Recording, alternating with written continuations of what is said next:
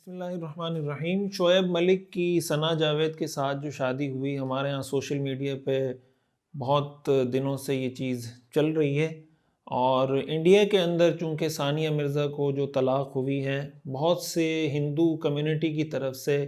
اسلام پر یہ اعتراض کیا جا رہا ہے کہ دیکھیں اسلام نے دوسری شادی کی اجازت دی ہے،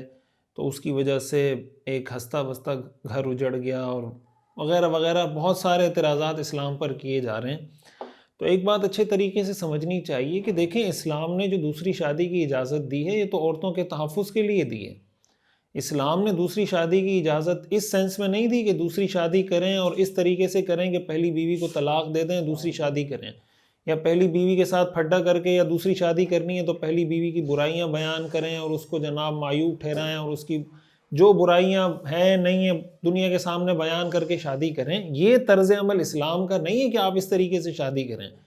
دوسری شادی کی بھی اجازت ہے، تیسری کی بھی اجازت ہے، چوتھی کی بھی اجازت ہے، لیکن اس کا تو مقصد یہ ہے کہ بھائی زیادہ سے زیادہ عورتوں کو تحفظ مل سکے، ایک عورت کو شوہر مل سکے۔ لیکن اگر پہلی بیوی کو طلاق دے کے دوسری شادی کی جا رہی ہے، دوسری کو طلاق دے کے تیسری کی جا رہی ہے، تیسری کو طلاق دے کے چوتھی کی جا رہی ہے، تو جس مقصد کے لیے شریعت نے پورا یہ سسٹم وضع کیا تھا شادی کا کہ ایک سے زیادہ شادیوں کی اجازت ہے، وہ پورا سسٹم ہی خراب ہو جاتا ہے۔ اس لیے ہمارے معاشرے میں اس چیز کو بیلنس کے ساتھ دیکھنا چاہیے۔ ہمارے معاشرے میں جب دوسری شادی کی بات کی جاتی ہے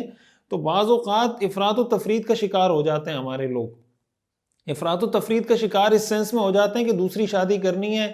تو پہلی والی کو طلاق دے کے کرتے ہیں، یا پہلی والی کو اتنا دنیا کے سامنے کوئی بدترین قسم کی عورت اور بھیانک قسم کی عورت ثابت کرتے ہیں، اس کے بعد دوسری شادی کرتے ہیں، اس کے ایسے ایسے عیوب اور ایسی ایسی برائیاں دنیا کے سامنے بیان کرنا شروع کرتے ہیں جیسے یہ مرد خود دودھ کا دھلا ہوا ہے۔ یہ جو طرز عمل ہے دوسری شادی کرنے کا، تیسری شادی کرنے کا، یہ کوئی شرعی طریقہ کار نہیں ہے۔ پھر شادی کے بعد آپ عدل کر پاتے ہیں نہیں کر پاتے ہیں، ہمارے ہاں بس یہ بھی ایک ٹرینڈ بعض اوقات چل پڑتا ہے کہ بھئی دوسری کرنی ہے تیسری کرنی ہے۔ آپ انصاف کر پا رہے ہیں، آپ انصاف کر سکتے ہیں یا نہیں کر سکتے، ان ساری چیزوں کو سامنے رکھ کر دوسری شادی کرنی چاہیے۔ اور پھر جس طریقے سے اس معاملے میں باتیں سننے کو مل رہی ہیں، جو سمجھ میں آ رہی ہیں، اور ہمارے معاشرے میں یہ ایک ٹرینڈ بنتا چلا جا رہا ہے کہ بعض اوقات یہ بھی دیکھنے کو مل رہا ہے کہ کسی کی بیوی کو اس کے شوہر سے طلاق دلوا کے پھر خود شادی کر رہے ہیں۔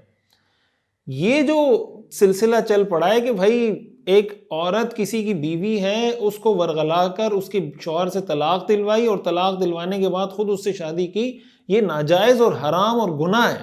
حدیث شریف میں رسول اللہ صلی اللہ علیہ وسلم نے اس بات سے بھی منع کیا ہے کہ اگر کسی کی کسی عورت کے ساتھ منگنی ہو گئی ہے، یعنی اس نے صرف پیغام نکاح بھیج دیا ہے، ابھی نکاح بھی نہیں ہوا، تو آپ صلی اللہ علیہ وسلم نے فرمایا کہ دوسرا آدمی اور اس کو یہ لگتا ہے کہ یہ پیغام نکاح ان کا آپس میں ان کی سیٹنگ ہو گئی ہے، جس کو ہم منگنی کہتے ہیں آج کل کی زبان میں، تو دوسرے مسلمان کے لیے جائز نہیں ہے کہ وہاں پیغام نکاح بھیجے۔ تو جب منگنی ہو جانے کے بعد کسی مسلمان کے لیے اس لڑکی کو پیغام بھیجنا یا اس لڑکی کا اس لڑکی کو پیغام بھیجنا جائز نہیں ہے، تو کسی کی شادی شدہ عورت، کسی کی شادی شدہ بیوی کو پیغام نکاح بھیجنا یہ کیسے جائز ہو سکتا ہے؟ حدیث شریف میں قرآن کریم میں اللہ تعالیٰ نے عدت میں جو عورت ہوتی ہے اس کو پیغام نکاح بھیجنے سے منع کیا ہے کہ جو عورت عدت میں اس کو بھی پیغام نکاح نہ بھیجیں۔ اب جو عورت کسی کے نکاح میں ہے، اس کی شادی ہو گئی ہے، اس کے بچے ہیں، اس کو آپ کس طریقے سے پیغام نکاح بھیج سکتے ہیں؟ اور پھر عدت میں بھی نکاح ہو رہے ہیں، طلاقیں دلوا کے بھی نکاح ہو رہے ہیں۔ یہ جو طرز عمل ہمارے ہاں چل پڑا ہے، اور بعض لوگ ان چیزوں کو پھر اسلام سے جوڑ رہے ہوتے ہیں۔ ظاہر ہے کہ ہندو کمیونٹی جو ہے وہ اس کو اسلام سے اس طریقے سے جوڑ رہی ہوتی ہے۔ تو اسلام نے جو دوسری شادی کی اجازت دی ہے، تیسری شادی کی، چوتھی شادی کی اجازت دی ہے، اس کے اصول و ضوابط ہیں۔ کسی کے انٹرنل مسئلے کو، کسی کے ذاتی مسئلے کو، کسی انڈیویجول کے کسی کیس کو، اس کو اسلام کے سر نہیں تھوپا جا سکتا۔ اور میں یہ گزارش کروں گا، ہماری جو سیلیبریٹیز ہیں، ہماری جو کرکٹر ہیں یا جو بھی مشہور لوگ ہیں، وہ جب اس طرح کا کوئی کام کرتے ہیں نا تو معاشرے میں وہ ایک ٹرینڈ سیٹ کر رہے ہوتے ہیں۔ یہ آپ کیا ٹرینڈ سیٹ کرنے جا رہے ہیں؟ یہ کیا ہمارے ہاں پہلے بھی ایسا ہوا ہے کہ عدت میں نکاح ہو گیا اور جناب عدت میں کسی کی بیوی کو طلاق دلوائی، عدت میں نکاح ہو گیا اور جناب شادی بھی ہو گئی۔ تو اس طریقے سے دوسرے کی بیویوں کو طلاق دلوا کے شادی کرنا، یا پہلی بیوی کی برائیاں بیان کرنا، اس طریقے سے شادی کرنا، یا دوسری شادی کے بعد عدل اور انصاف نہ کرنا، یہ اسلام کا مزاج بھی نہیں ہے، اسلام کا حکم بھی نہیں ہے، اسلام اس کی اجازت بھی نہیں دیتا۔ اس لیے ہمارے نوجوانوں کو جو ڈائریکشن لینی ہے وہ اسلام سے لینی ہے۔ وہ قرآن اور حدیث سے لینی ہے، وہ کسی سیلیبریٹی سے، کسی شخصیت سے، کسی پرسنالٹی سے نہیں لینی۔ قرآن حدیث ہمیں جو درس دیتا ہے اس میسج کو پورا لینا ہے، یہ نہیں کہ میٹھا میٹھا ہپ ہپ کڑوا کڑوا تھو تھو، کہ جو اپنے مطلب کی چیز ہے وہ اس سے نکال لی، جو اپنے مطلب کی چیز نہیں ہے اس کو بالکل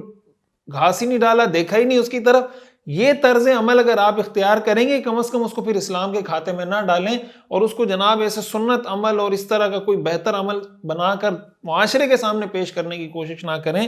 تو اگر ہم قرآن و سنت سے ڈائریکشن لیں گے، اس سے سمت لیں گے، اس سے اپنی انسٹرکشن اور ہدایت لیں گے، تو ہم سیدھے راستے پر چل سکتے ہیں۔ لیکن اگر ہم اسلام کے احکام کو اس طریقے سے مس یوز کرنا شروع کریں گے اپنے ذاتی مفادات کے لیے، جس سے اسلام کا ایک برا امیج دنیا کے سامنے جائے گا، تو یہ ہماری دنیا اور آخرت دونوں کے لیے خطرناک ہے۔ اللہ تعالی ہمیں سمجھنے اور عمل کرنے کی توفیق عطا فرمائے۔